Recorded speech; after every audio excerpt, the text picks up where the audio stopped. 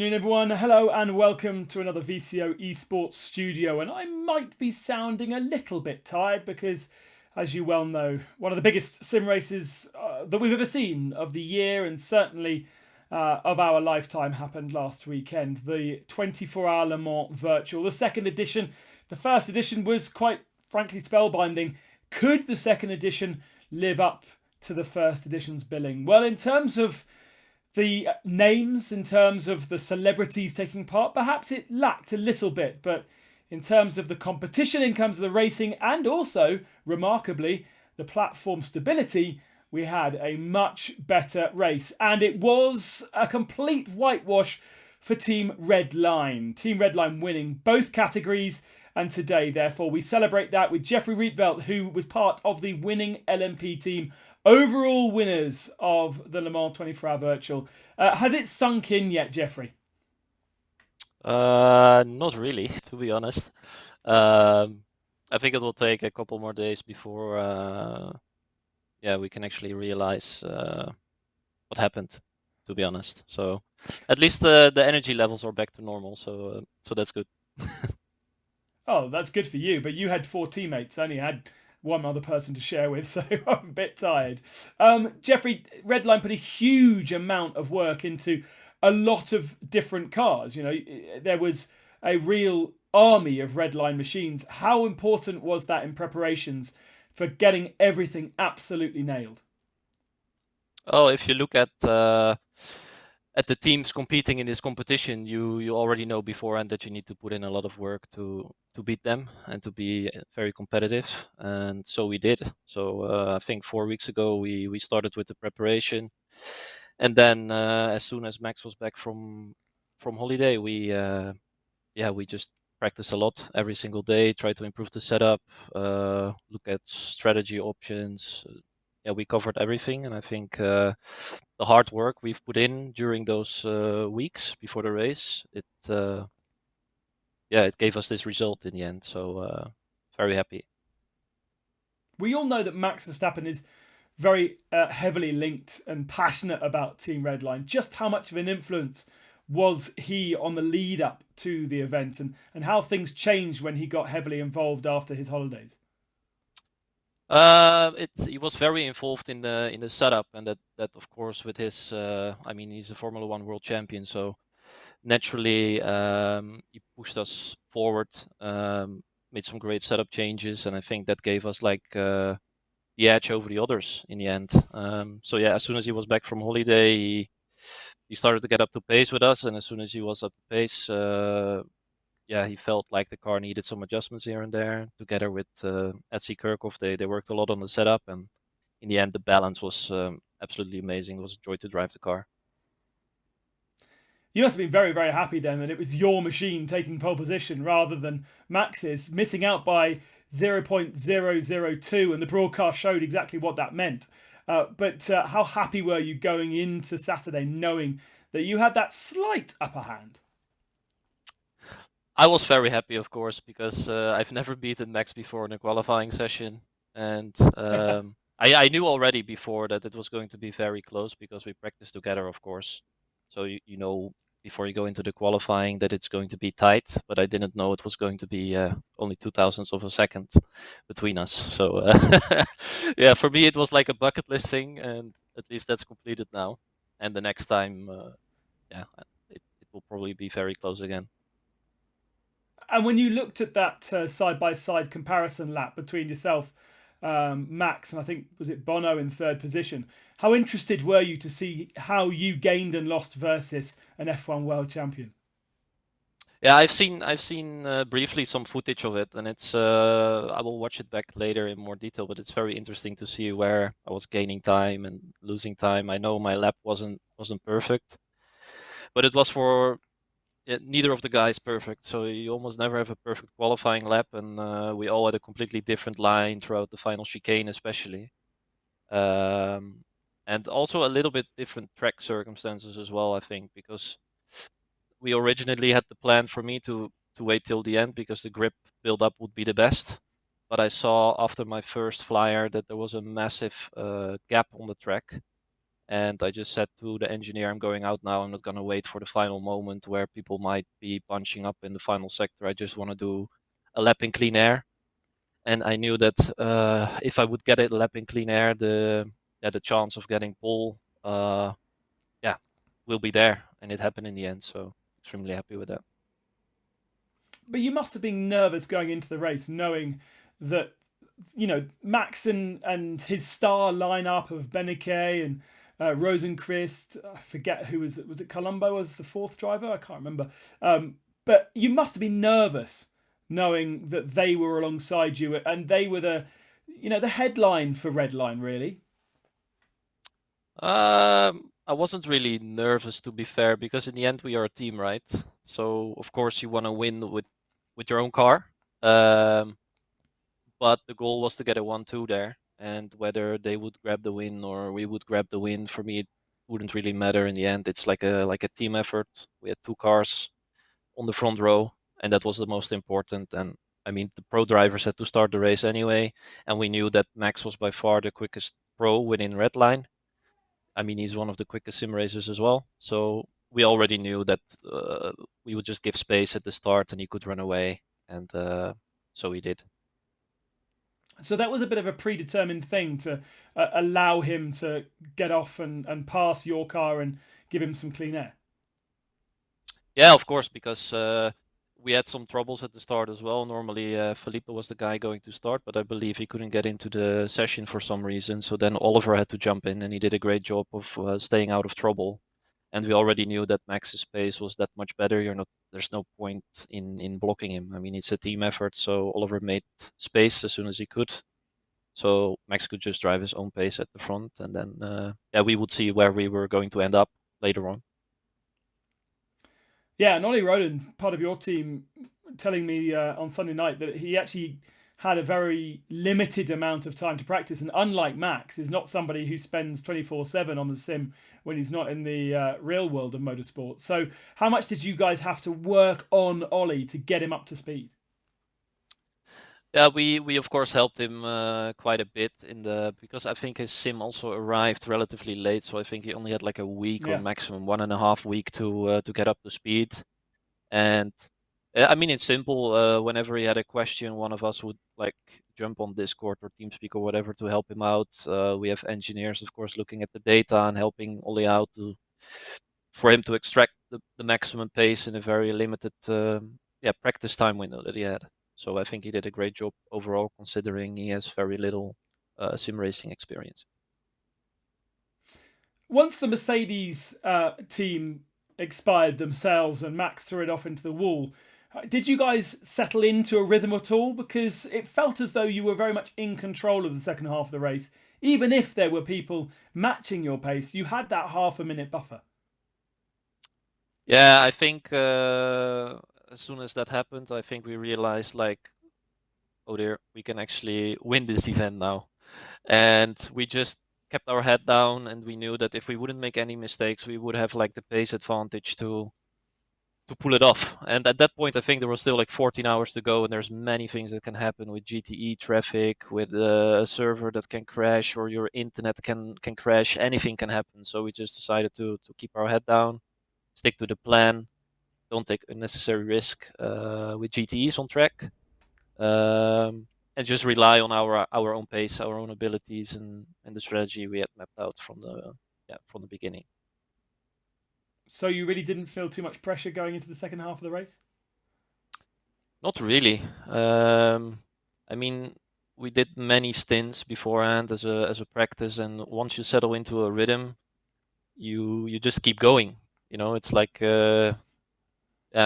at least for me, if I speak for myself, it's a little bit like you go into like a robot mode. Like you just know all your brake markers, and you just know what you have to do. You know that you're not going to take risks with the GTEs, and you just settle into a rhythm, and you keep on grinding, and then you see the hours ticking away, and then once you get closer to the zero mark, it's like, oh, we might actually do it.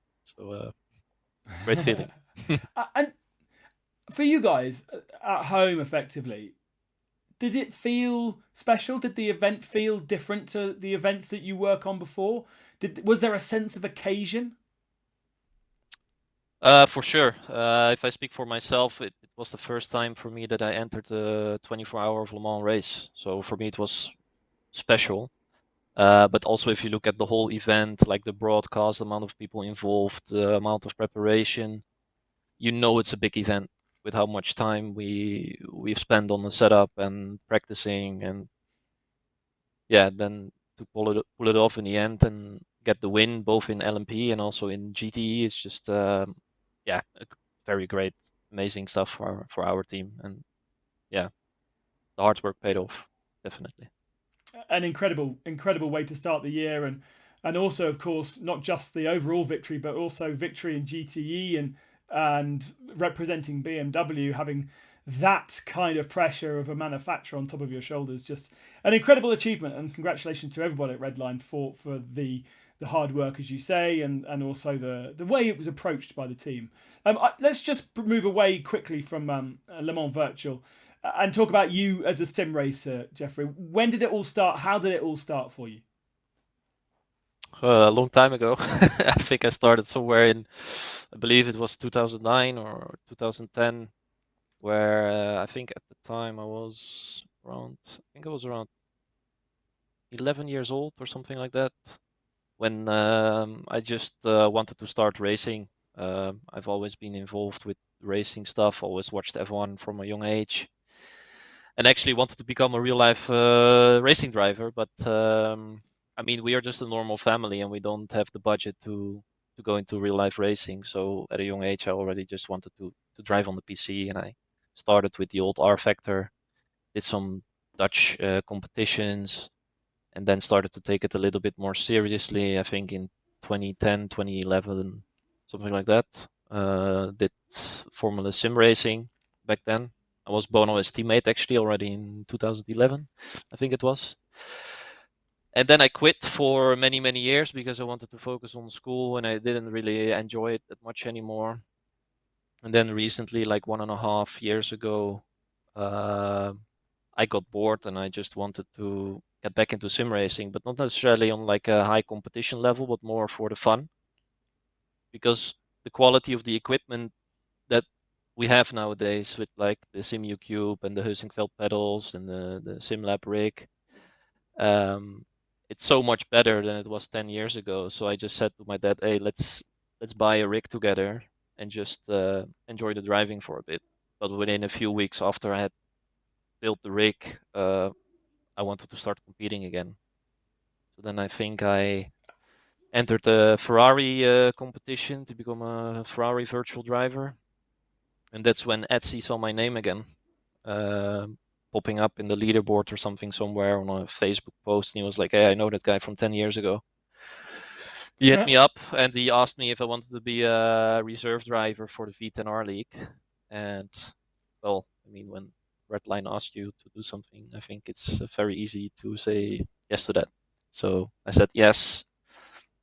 We won the championship that year. I was a reserve driver, so I only did a few races, but they were happy enough with the speed, and then yeah, signed with them. And since that moment onwards, And I it did must have some iRacing competitions and yeah, R Factor competitions and all kinds of platforms. been incredible to be approached by Team Redline and to be offered that not long after just dipping your toe back in. Considering, did you have any idea just how big Redline was? Were you still following sim racing even though you weren't doing it yourself? Was it wow? That's Max Verstappen's team effectively.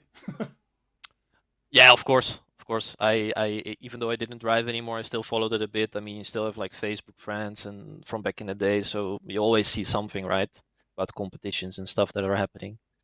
Yeah, I was very honored to be asked by Etsy to join the team, and I knew Max was involved, of course. And I mean, if it's not just Max, if you just look at the names we have within the team, they're all legends in their own regard. I mean, Benecke, what he's doing in iRacing and stuff like that, and Hutu, of course, Bono. So many great drivers within the team. So yeah, you can learn a lot from them, definitely. It's interesting that you said that you quit for a bit because you stopped enjoying it. Why do you feel as though that happened?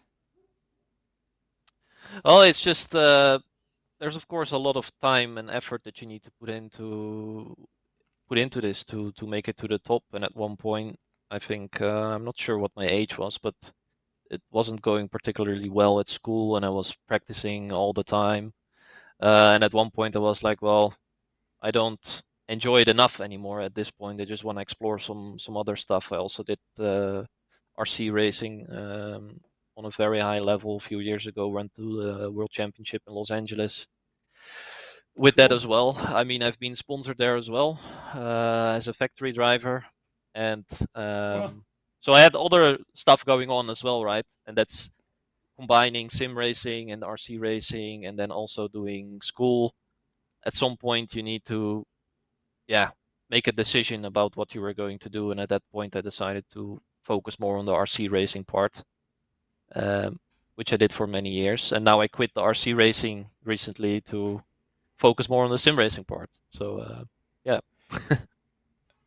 and how have you found the life balance between other things and sim racing since you've returned? Is it starting to get a little bit over the top? As presumably, you had many hours preparing for Le Mans Virtual. It's I quit my job actually. I was an accountant for a few years, and I didn't.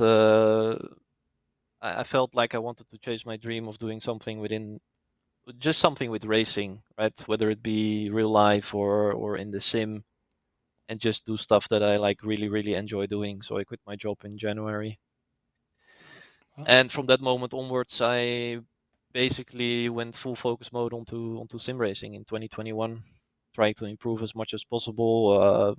Look at basically last year, I just checked out like which platforms suit me the best, whether it be R Factor or iRacing, what suits my driving style, what do I need to work on. And the only way I could spend the time or spend enough time on that was by quitting my job and my study and just go into full racing mode, basically.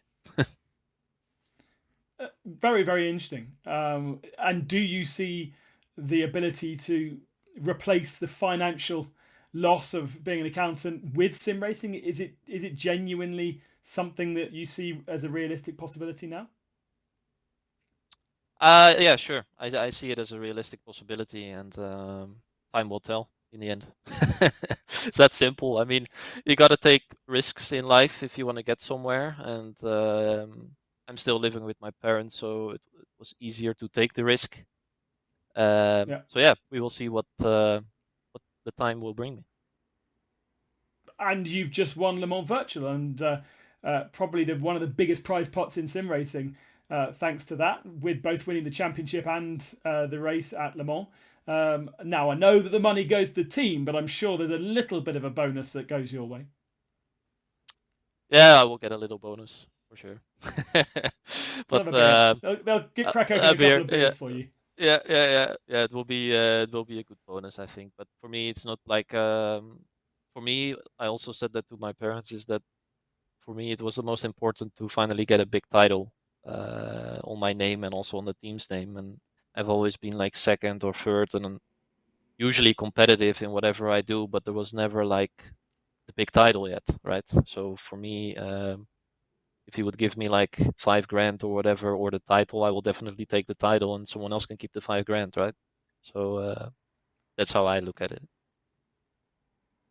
Awesome. Well, congratulations to yourself, the whole team of your car, and the whole team at Team Redline for what has been a historic victory for the Le Mans 24-hour virtual for this year, and of course that surely will continue for next year as well, and for many years. And the bar is set high for all of you organisers out there to try and do something equal or better than what we saw that last weekend.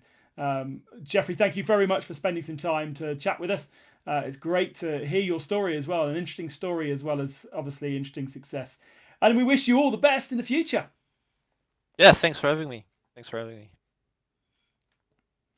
As you well know, guys, the VCO Esports studio will be here every week for you on a Tuesday evening. And of course, VCO has loads of stuff going on over the next couple of weeks, especially the ERWC at the end of January. The big names in sim racing coming together to prove who is the best sim racing team overall across 3 different platforms. So make sure you tune in with us then, and of course with me every week on Tuesday. Until then, though, make sure you enjoy your sim racing. Bye bye for now.